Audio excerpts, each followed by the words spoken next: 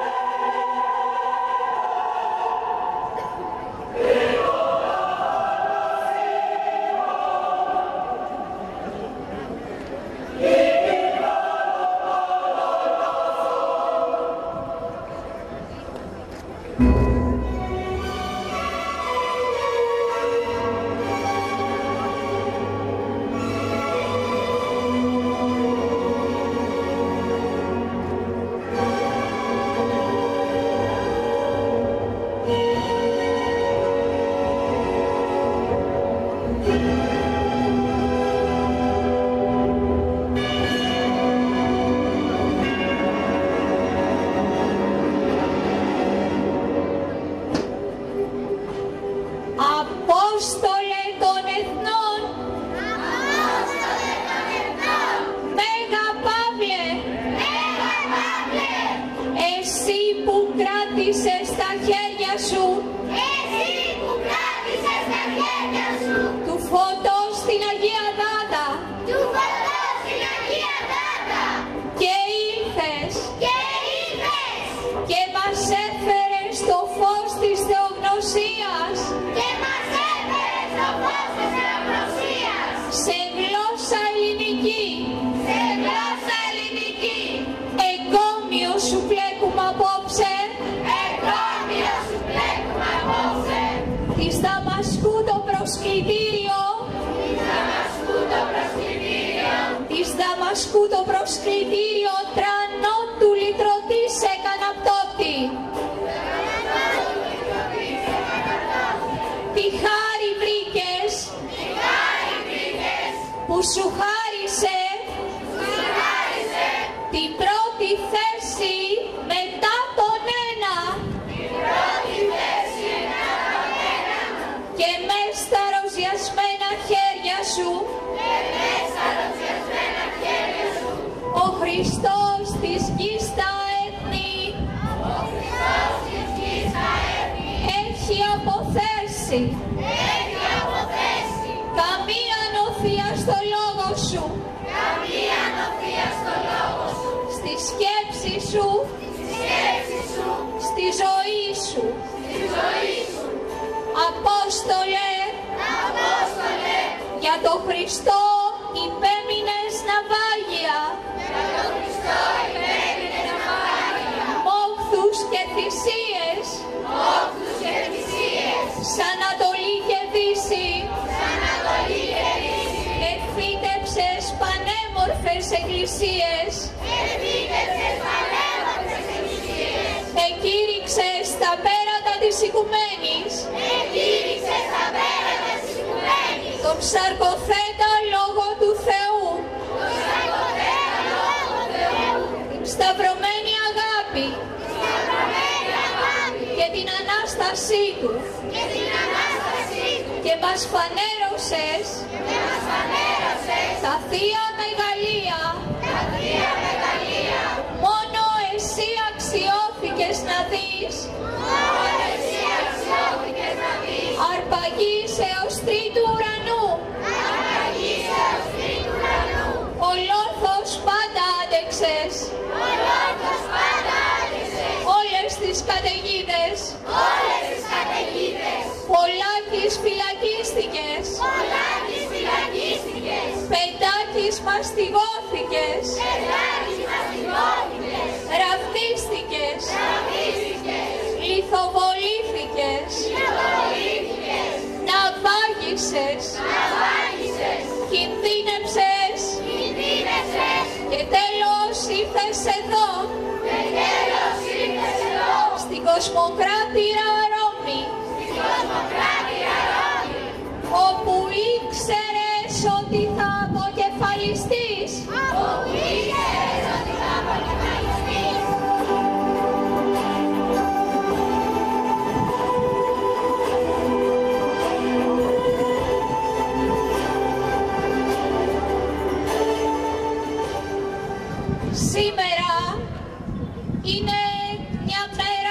ιστορική.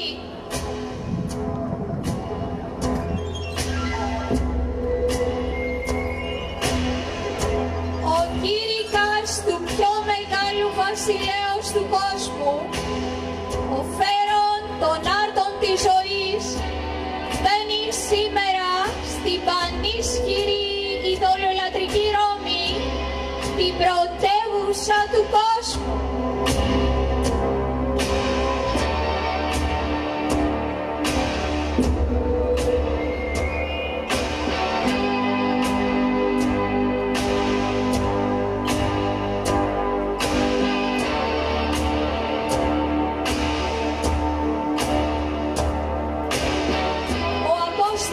Των Εθνών Παύλος, επικαλούμενος Καίσαρα, μετά από 2 χρόνια φυλάκιση στην Κεσάρια, αποβιβάζεται στη Ρώμη μαζί με άλλους κρατούμενους, ώστε να δικαστεί από το αυτοκρατορικό δικαστήριο ως Ρωμαίος πολίτης.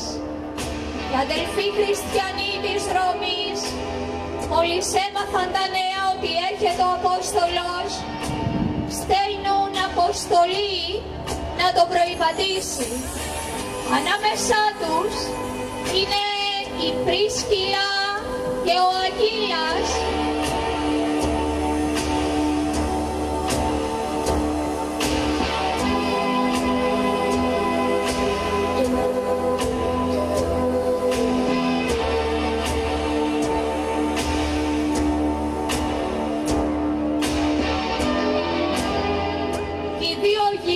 Σίμωνα του Κυριναίου, ο Αλέξανδρος και ο Ρούφος που πέφτουν στην αγκαλιά του με δάκρυα αγάπη στα μάτια.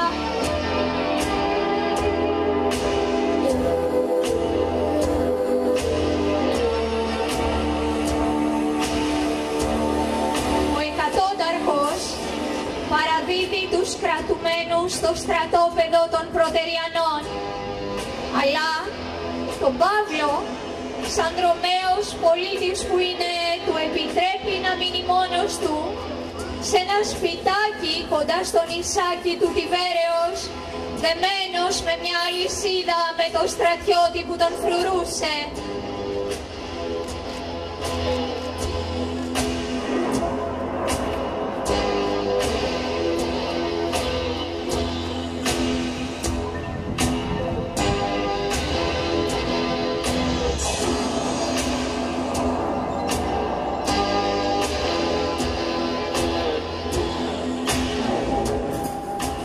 Η συνοικία που μένει είναι μια συνοικία μικρεμπόρων, ναυτικών, ταμπάκιδων, σταμνάδων και κυπουρών. Μα ακόμη και εκεί, μέσα σε μια άδειαση ταποθήκη, ο Θείος Παύλος αρχίζει να κηρύττει καθημερινά τους αρκοθέτα λόγω του Θεού. Μιλάει ακατάπαυστα για τον εσταυρωμένο και Αναστάτα Ιησού, για το Μεσσία, με εκείνη τη θέρμη που πάντα του καίει την καρδιά.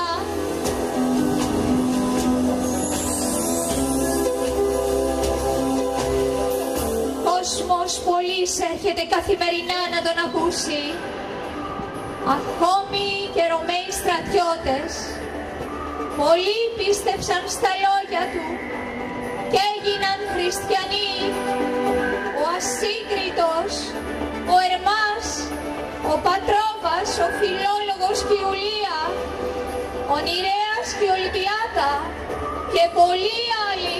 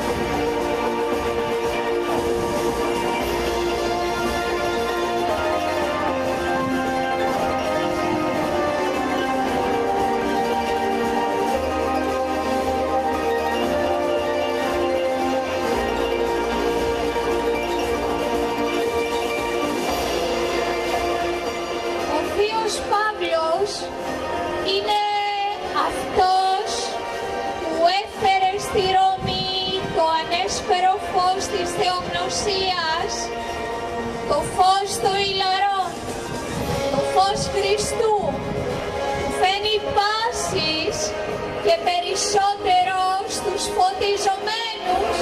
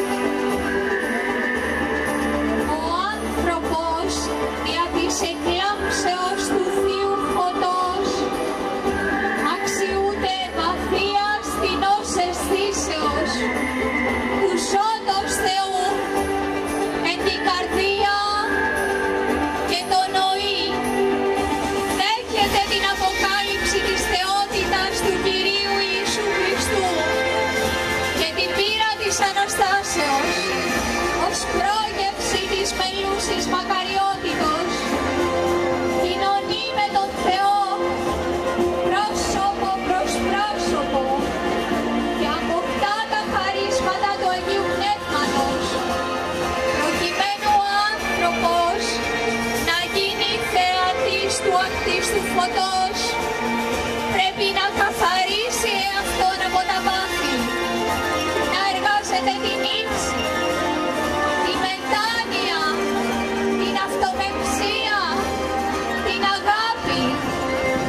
όχι μόνο προς τον Θεό, αλλά να αγαπά και τον πλησίον ως εαυτόν.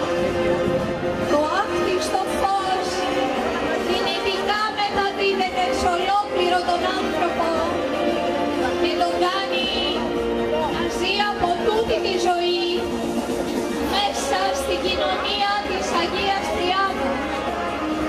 Η παρουσία του άκτιστου φωτός ειρηνεύει την ψυχή του κάθε ανθρώπου και τον καθιστά μύστη θεωριών και κατοικητήριον του Αγίου Πνεύματος, γεύση αθανασίας και βίωση αιωνιότητας είναι για μας τους αμαρτωλούς θνητούς το μυστήριο της απερινόητος τριαδικής θεότητος. Η εμπειρία του άκτιστου φωτός είναι αυτή που έκανε τον Απόστολο Παύλο να λάβει ολόκληρο ακόμη και μέσα στη φυλακή. Μακάρι το φως του Κυρίου εντέθεν γνωρίσαντες και εν το θείο φωτί αυγαζόμενοι.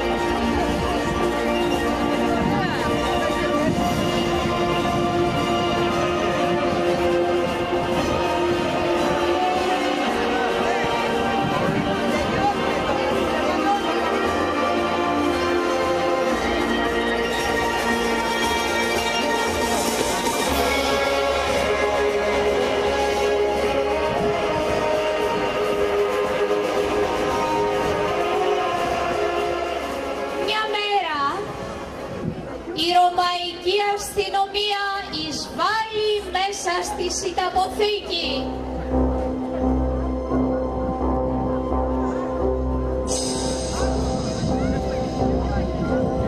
Και συλλαμβάνει το Θείο Απόστολο με την κατηγορία υπόπτου αρχηγού αιρέσεως.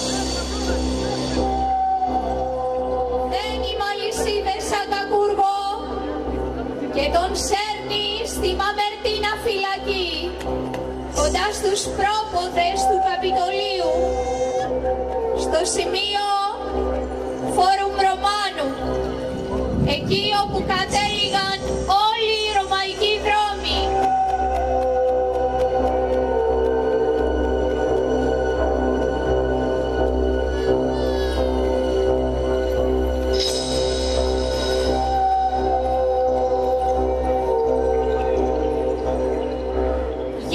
Πια και κουρασμένος ο Απόστολος Παύλος είναι κατάμονος μέσα στη φυλακή. Οι φίλοι του απ' τη Ρώμη μόλις και με τα βίας μπορούν να πάρουν άδεια να τον επισκεφτούν. Ο Εύβουλος, ο Πούδης, ο Λίνος και η Κλαβδία τον επισκέφτονται στη φυλακή με προφύλαξη, φοβούμενοι να μην κινήσουν την προσοχή, και έτσι οι ρωμαϊκές αρχές βρουν που ήταν κρυμμένος και ο Απόστολος Απόστολος Πέτρος, ο Δημάς τον εγκαταλείπει από φόβο μήπως συλληφθεί κι αυτός. Οι αδελφοί από τη Μικρά Ασία, ο Φίγελος και ο Ερμογένης, δεν έρχονται να το δουν όπως τους είχε παρακαλέσει. Από φόβο και αυτοί.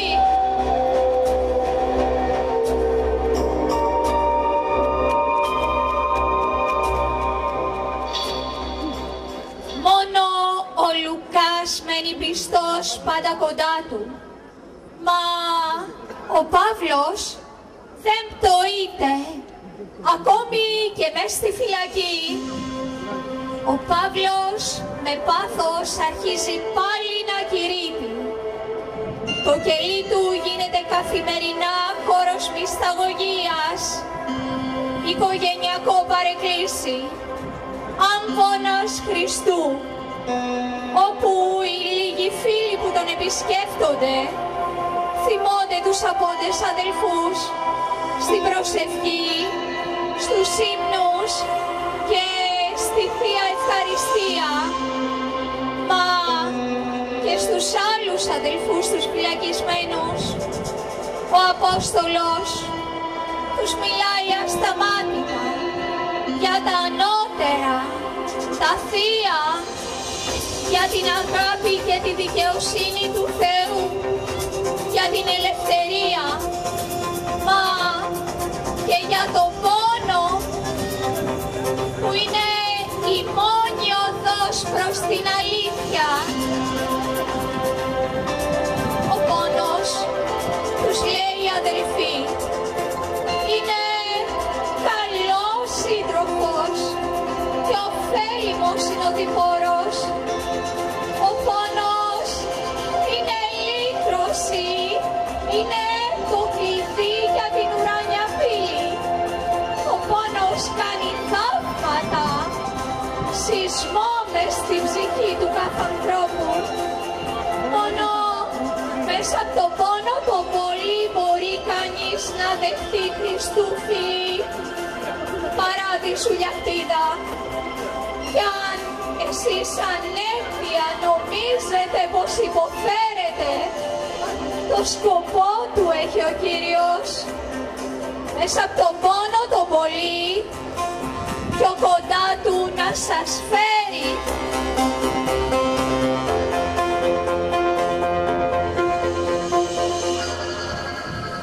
Η ημέρα της πρώτης δίκης του Παύλου πλησιάζει.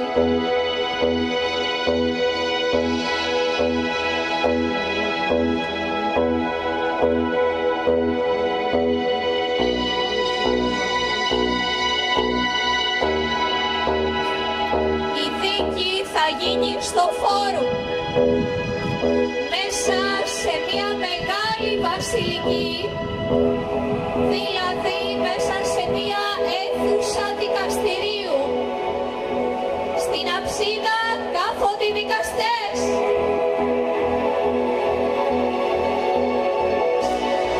Μπροστά στο μεσαίο κρήτος οι κατηγορούμενοι, οι μάρτυρες και οι δικηγόροι. Πίσω στα πλάγια Κρήτη και στα Υπερόα είναι η περίεργη λαϊκή μάζα που παρακολουθεί τις πολύκροτες δίκες.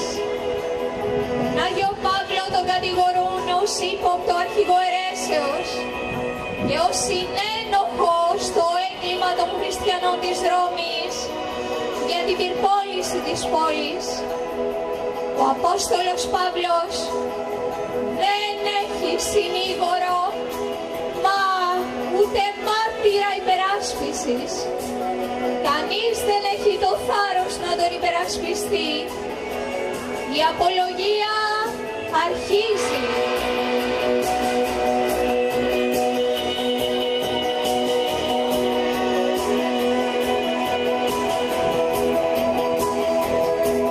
Ο Απόστολος των Εθνών Παύλος σηκώνεται όρθιος μπροστά στους δικαστές, τους δικηγόρους και τους κατηγορούς του και αρχίζει να μιλάει.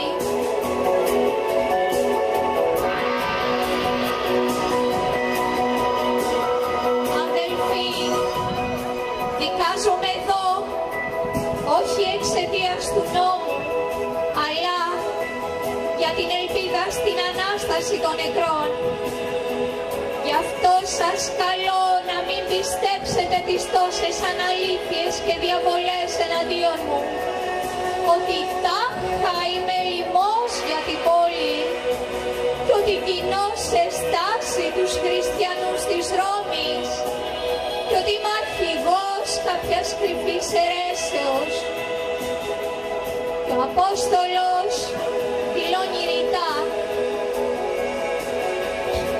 γιατί είναι τόσο δύσκολο να πιστέψει κανείς ότι ο Μεσσίας ήρθε.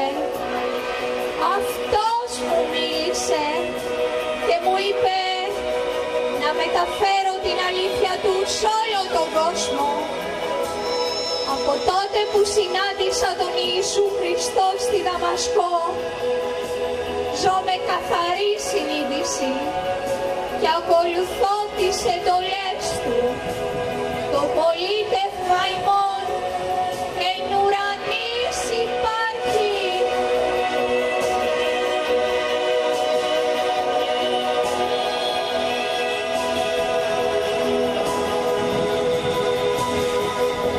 Λατρεύω τον Θεό των πατέρων μου κατά την κατήχηση που έχω πάρει, που αυτοί ονομάζουν πίστη, και αυτοί είναι σύμφωνοι με τον νόμο και έχει αποκαλυφθεί από τους προφήτες, και έχω την ελπίδα μου στο Θεό των προφητών ότι θα υπάρξει Ανάσταση δικαίων και αδίκων,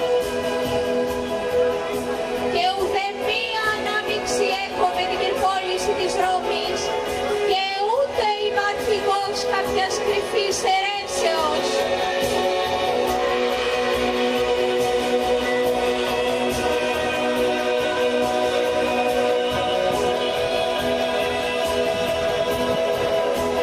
Οι κατήγοροι όμως έχουν ήδη προτρέψει τους δικαστές και τους ενόρκους να μην πιστέψουν τίποτα στα λόγια του, διότι ο Παύλος είναι ρήτορας δεινός. Θόρυβος πολλής γίνεται μέσα στην αίθουσα, επακολουθεί αντιλογία και ορισμένοι αποχωρούν. Η δίκη αναβάλλεται.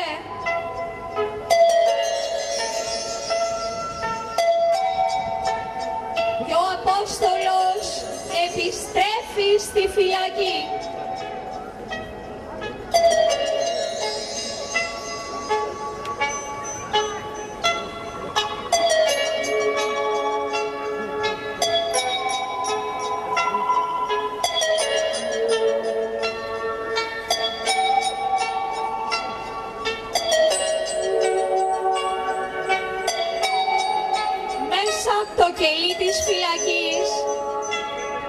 Αλυσοδεμένος ελευθερωτής Παύλος πιάνει με το αλυσοδεμένο γερικό χέρι του τη γραφίδα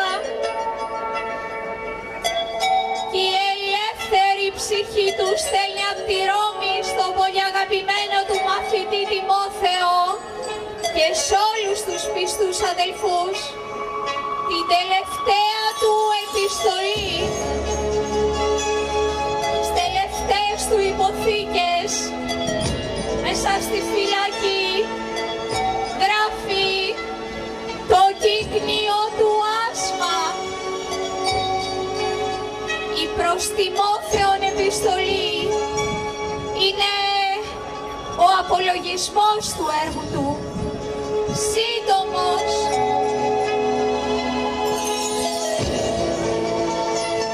απλός,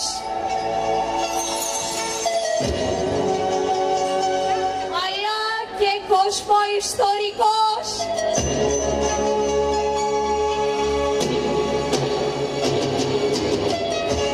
Είναι ομολογία.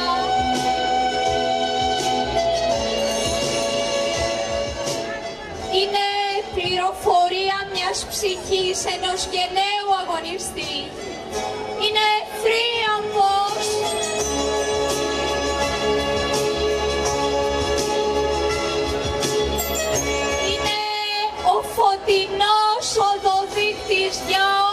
στους μεταγενέστερους αγωνιστές.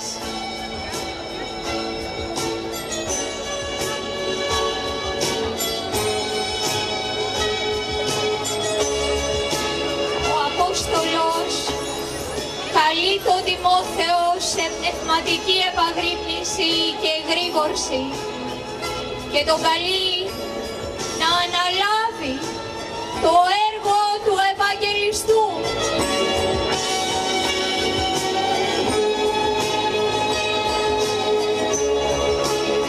Παιδί μου Τιμόθεε, να έχεις ξεκαθαρισμένη κρίση για να τα αντιμετωπίσεις όλα, να κακοπαθήσεις, να εργαστείς για τη διάδοση του Ευαγγελίου, να εκπληρώσεις το καθήκον σου στην υπηρεσία του Θεού, διότι εγώ ήρθε η ώρα να αρχίσω το αίμα μου σπονδί στο Θεό.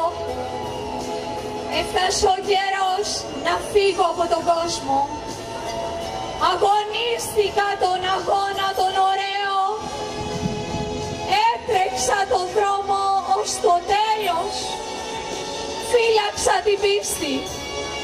Τώρα πια με περιμένει το στεφάνι της δικαιοσύνης, που με αυτό θα μ' ανταμείψει ο Κύριος εκείνη την ημέρα, ο δίκαιος κριτής.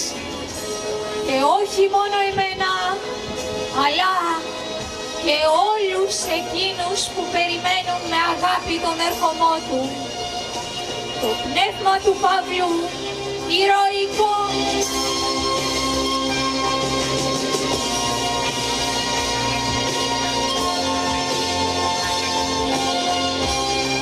Τα λόγια του προς τον Τιμόθεο μυρίζουνε μπαρούτι.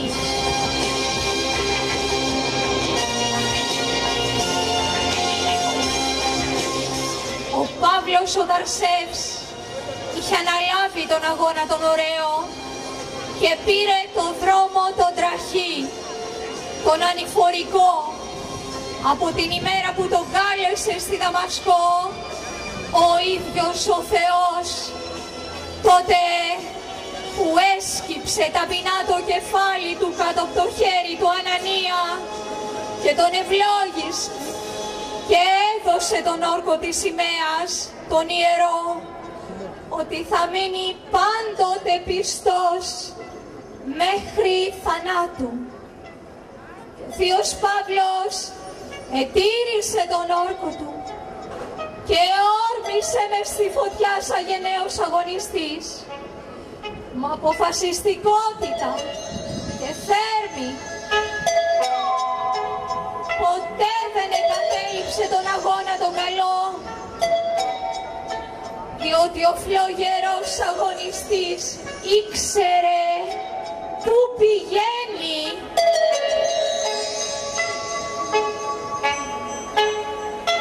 Είχε βαθιά πίστη μέσα του ότι ο δρόμος ο χριστιανικός τελειώνει στον ουρανό πάντα.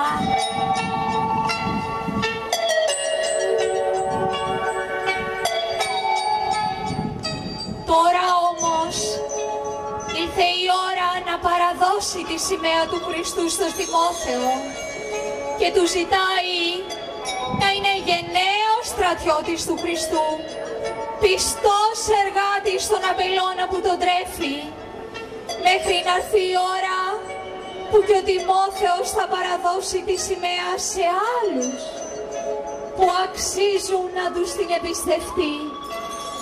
Ο Ατρόμητος λαμπαδηφόρος των εθνών εγύρισε τον κόσμο από Ανατολή σε Δύση, κρατώντας τη δάδα της πίστης αναμένη, και άναψε παντού πυρκαγιές πνευματικές, ώσπου έφτασε η στιγμή να σκύψει το κεφάλι ξανά. Αλλά αυτή τη φορά για να του το κόψει ο Δήμιος με το ξύφος. Δεύτερη δίκη έφτασε.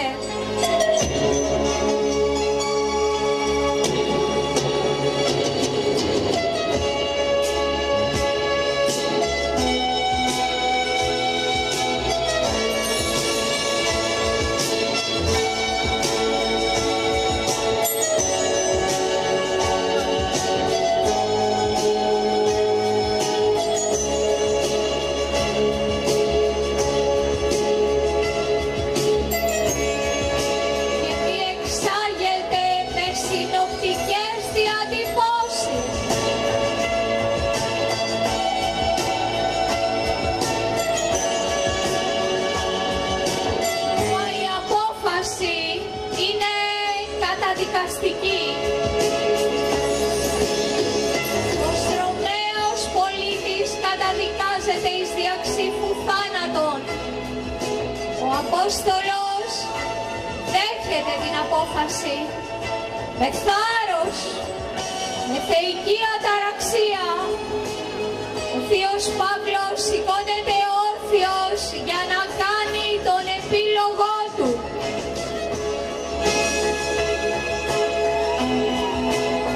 Σαν μονομάχος με ένα αόρατο λαμπερό στεφάνι στο κεφάλι του, που κατά σκοπόν διώκει επί των βραβείων της άνοπλησεως, θέλει να αποτελειώσει τη λειτουργία της θυσίας του για την πίστη.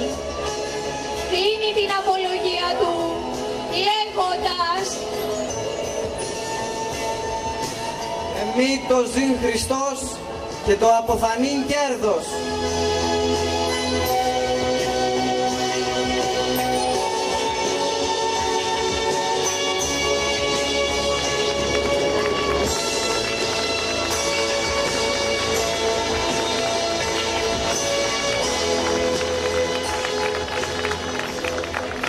Η συνοδεία με τον Απόστολο περνάει τη Βία Λαβρεντιάνα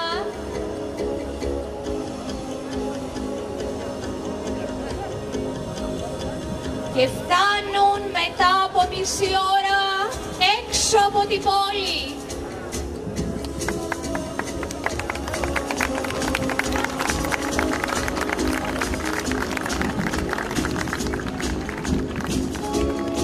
Σε μια κοιλάδα, σε ένα υγροβαθούλωμα, στα Σάλβια Έλλη, εκεί όπου θα άφηνε ο Θείος Απόστολος την τελευταία του πνοή.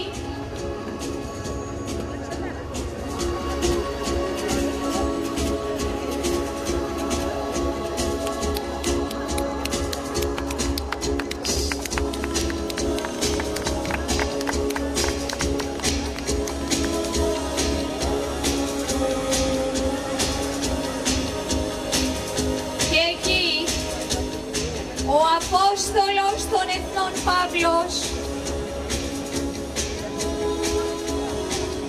μαζί με τη συνοδεία των ραβδούχων περνάει την πόρτα Τριτζεμίνα δίπλα στην πυραμίδα του Σέστιους, στρίβουν στην Οστιοδό, τραβάνε έξω από την πόλη και εκεί σταματάει για λίγο, ρίχνει πίσω του μια τελευταία ματιά σε ολόκληρη τη Ρώμη. Την κοιλάδα του Τιβέρεως δεξιά και αριστερά την Απία Οδό, από όπου πριν 6 χρόνια έφτασε στη Ρώμη.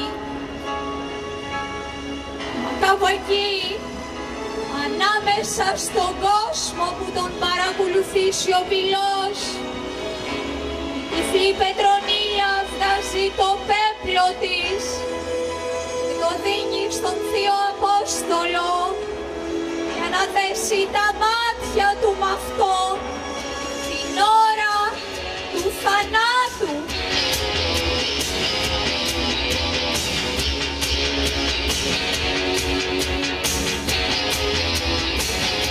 Η Πετρονίλα ίσως δεν ήξερε ότι ο Παύλος δεν ήταν άγνωστος στο θάνατο και ούτε ο θάνατος ήταν άγνωστος στον Παύλο. Τον είχε συναντήσει πολλές φορές με ποικίλες μορφές, όπως έγραψε κάποτε σε εμάς τους Κορινθίους. Από τότε τον είχε κοιτάξει κατάματα και δεν τον φοβόταν.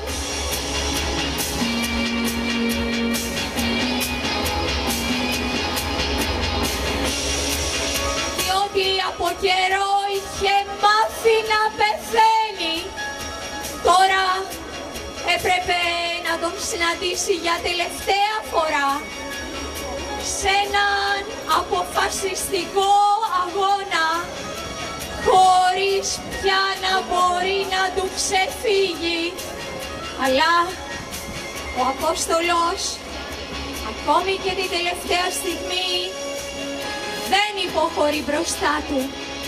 Του αφαιρεί το κεντρί, μεταθέτοντας το κέντρο της ζωής του στο Χριστό.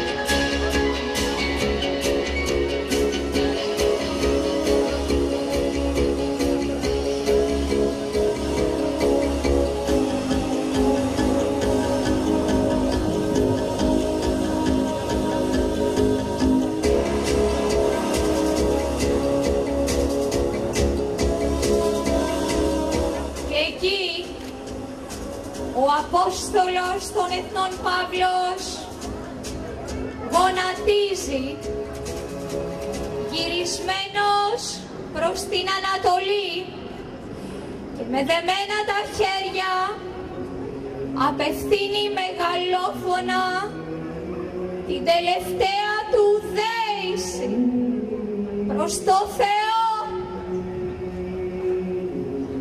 Δέσποτα, πολυέλε, ανεξίκακε, μακρόθυμε, ακατάληπτε, ανερμήνευτε Κύριε, ο κυβερνών και προνοών δια πάντα τα έργα σου, ο ετάζων νεφρούς και καρδίας και τα κρυπτά διανοήματα των ψυχών ημών, σαφώς επιστάμενος, πρόσεξε την ευχαριστία αυτή και εξομολόγηση της συντετριμμένης ψυχής μου και χάρισε σε αυτήν τα προσωτηρία αιτήματα. Γνωρίζεις, Πατέρα μου ουράνιε, ότι τίποτε άλλο δεν μπορώ να αγαπήσω περισσότερο από εσέ και πουθενά άλλου δεν μπορώ να στρέψω τη δύναμη της ψυχής μου.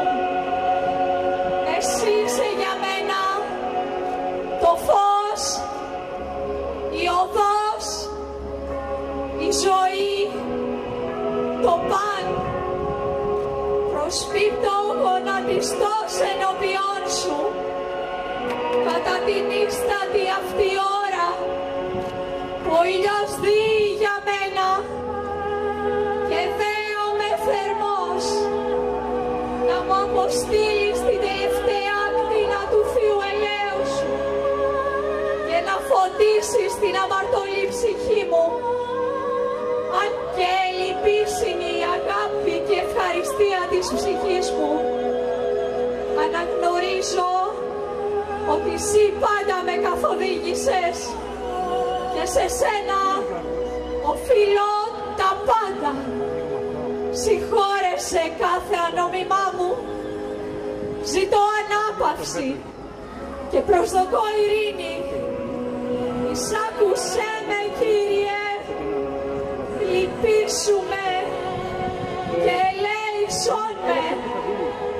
Επικαλούμε σένα που πάντοτε μακροθυμείς και συγκρατείς την οργή σου και δίνεις τους αμαρτωλούς καιρού μετανοίας με το έλεος της φιλανθρωπίας σου.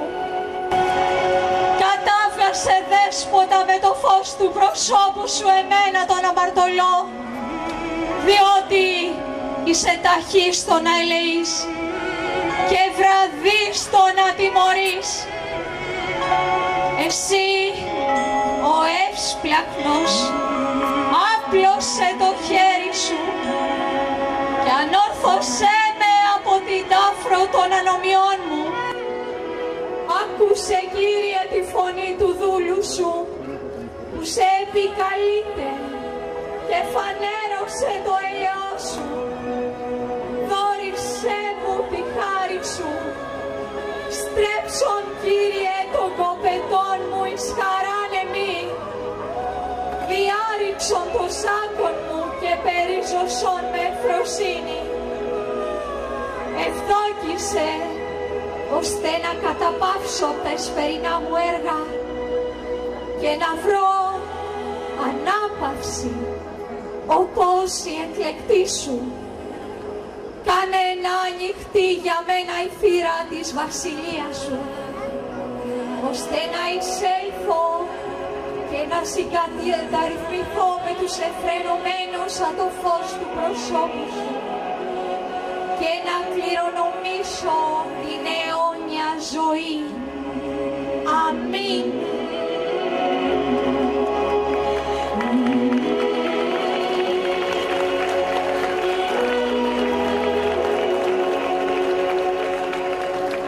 Αμέσως μόλις τελειώνει την προσευχή, το ξύφος του Δήμιου σηκώνεται και κόβει και ρίχνει κατά γης το κεφάλι του πρώτου μετά τον ένα, πανσοφού, πανέμορφου, του Παύλου της Ταρσού.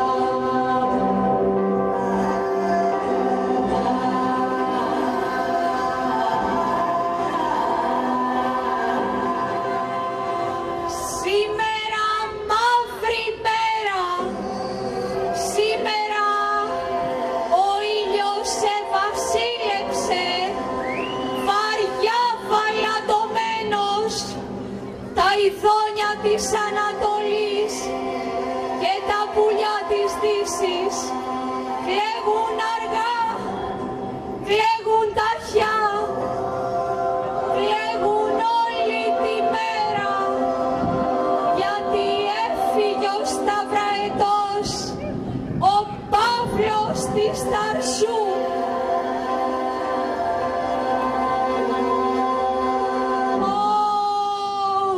Σε ποιον να πω το πόνο μου, το πόνο της καρδιάς μου, να σας τον πω ψηλά βουνά, ψηλά είστε, δεν τα ακούτε, να σας τον πω ψηλά δέντρια, φυσάει βοριάς, το παίρνει, να σας τον πω χαμόκλαρα, φυσάει νοτιάς, το παίρνει, ο στόμα του Χριστού που σώπασες για πάντα,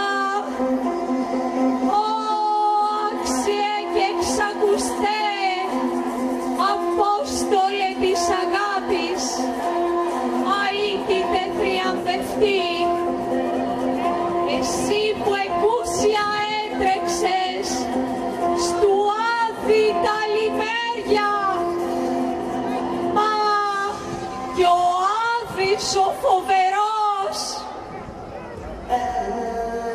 τρόμαξε σαν είδε τη φοριά σου.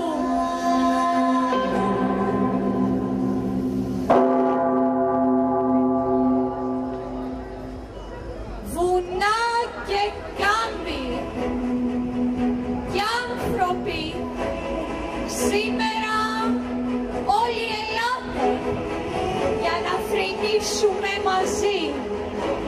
Το πρώτο μετά τον ένα, ελάτε να ψάλουμε θρήνο ιερό για τον αμάραντο Μέγα Θείο Παύλο. Παύλο, ορακαλήσου Απόστολε στη νέα σου τη στράτα, τετέλεκε στον δρόμο σου, τετήρικε στην πίστη, να πας καλά, να βρεις καλά των Στέφανων της δικαιοσύνης, στρατιές αγγέλων,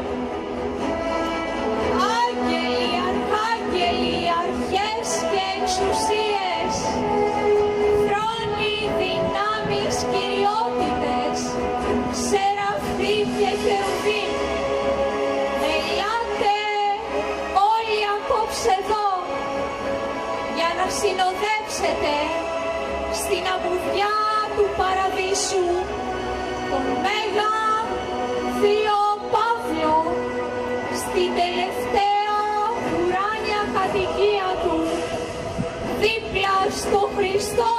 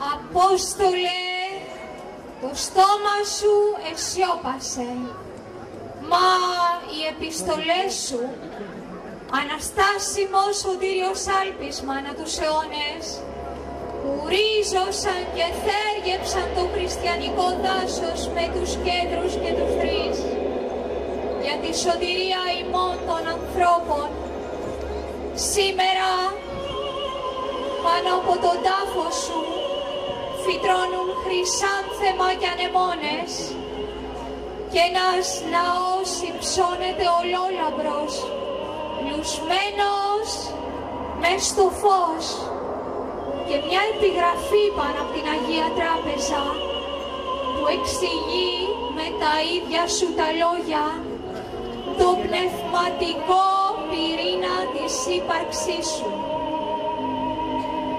Εμήτως ζην Χριστός και το αποθανήν κέρδος, τον καλό αγώνα ηγόνισμε,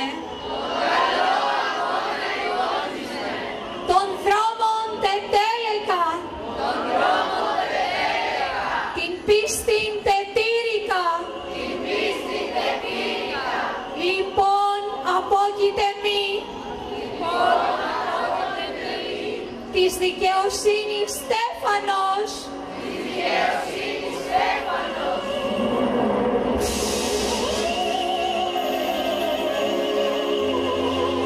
Απόστολε, μεγάλε οδηπόρε, μαραθωνοδρόμε και αθλητή, εσύ που έφτασες στο τέρμα του δρόμου, νικητής, και έλαβες το στεφάνι της νίκης, στο Στο δρόμο μας γίνε παραστάτης. Και φωτεινός οδοδείκτης μας. Ώστε να γίνουμε και εμείς αγωνιστές. Και ακέραιοι άξιοι μαχητές. Του Ιησού Χριστού. Απόστολε των εθνών. Μέγα Παύλε. Απόψε. Στο ακρογιάλι της μετάνοιας. Γονατιστή με βλάβεια σε ευχαριστούμε. Που ήρθες και μας έφερες το φως του Χριστού και φώτισες τις ψυχές μας και κατάκαψες τις καρδιές μας και θα φλογίζεις για πάντα τις υπάρξεις μας. Τρανέ της οικουμένης δάσκαλε, ποιμένα, κήρυκα, δρομέα, στρατιώτη, μαχητή, στοχαστή, μάρτυρα, Άγιε, από ψηλά στείλε τη χάρη σου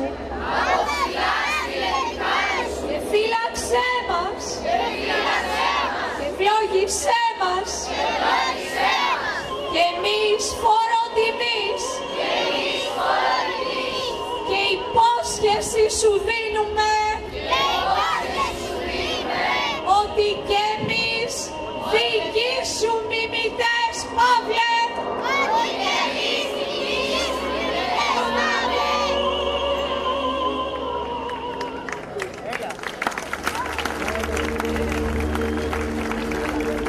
Εάν τις γλώσσες των ανθρώπων λαλώ και των αγγέλων, αγάπην δε μη έχω, γέγονα χαλκός ηχών ή κύμβαλον αναλάβουν.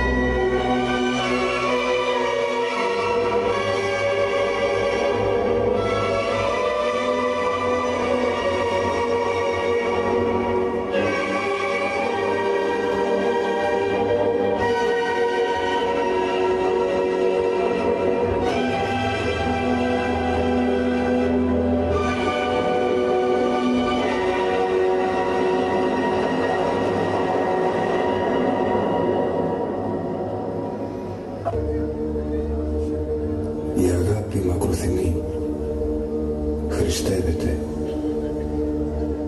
Η αγάπη ου ζηλεί, η αγάπη ου περπερεύεται, ου φυσιούται, ου κασχημονεί, ου ζητήτα εαυτής, ου παροξύνεται, ου λογίζεται το κακόν, ου χαίρει επί τη αδικία, συγχαίρει δε τη αληθεία. Πάντα στέγει, πάντα πιστεύει, πάντα ελπίζει, πάντα υπομένει. Η αγάπη ουδέποτε εκπίπτει. Η αγάπη ουδέποτε εκπίπτει. Η αγάπη ουδέποτε εκπίπτει.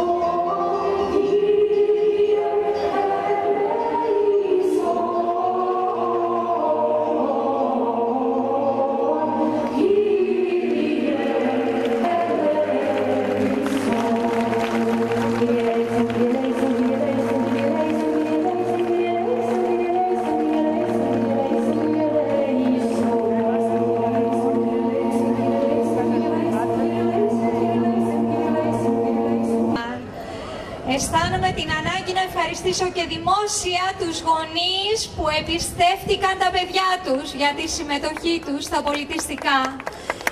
Και κυρίως τα παιδιά που ανταποκρίθηκαν και φέτος πρόθυμα να συμμετέχουν στο δρόμενο, τον δρόμο Τετέλεκα, την πίστη Τετήρικα, προς τιμή του πολιούχου της πόλης μας, Αποστόλου των Εθνών Παύλου. Παύλος Μιχάλης Πνευματικός.